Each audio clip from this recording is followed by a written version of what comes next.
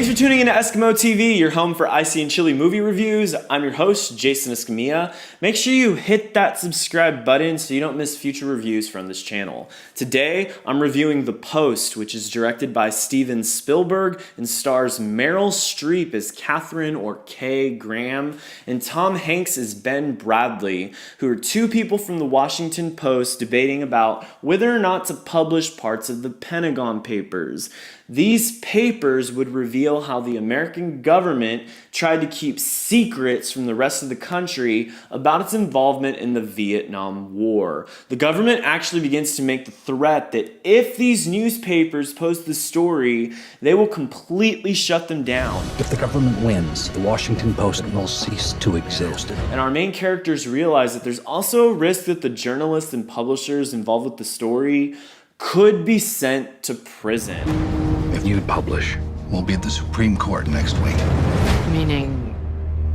Well, we could all go to prison. And one of my favorite aspects of The Post is that Catherine is friends or kind of acquaintances with someone who would directly be affected negatively by this story being published. And this man and her have a couple of conversations throughout the film where he is trying to convince her not to publish this story. These conversations made me feel the pressure that it must have felt for Kay. If I worked for a newspaper and had to do a story that would damage a friend or someone I know's reputation, I wouldn't want to publish it anymore. This is someone I know who will directly be hurt by my actions. And then when you add the government's threat to shut down the paper and throw people in prison, a strenuous and difficult decision has to be made. Do you let the cover-up lies from the government continue, or do you risk it all in order to do what is right?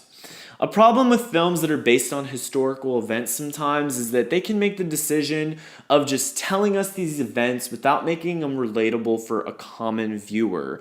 And I thought that this interaction between Streep and this man made it relatable to a general audience. Meryl Streep's performance is excellent. She is my favorite part of this film.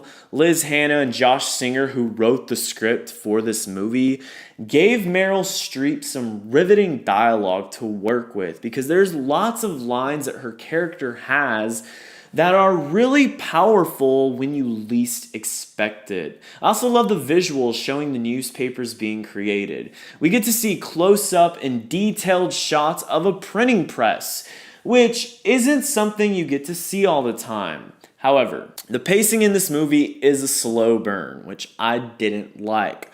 With this film, you need to be paying close attention to details that you might not really care about until later, especially if you're unfamiliar with this historical event. To set up the plot, you see the man who steals the box of Pentagon Papers from a government office. He photocopies them. We see how they're first leaked to the New York Times. We're introduced finally to the Washington Post and our characters.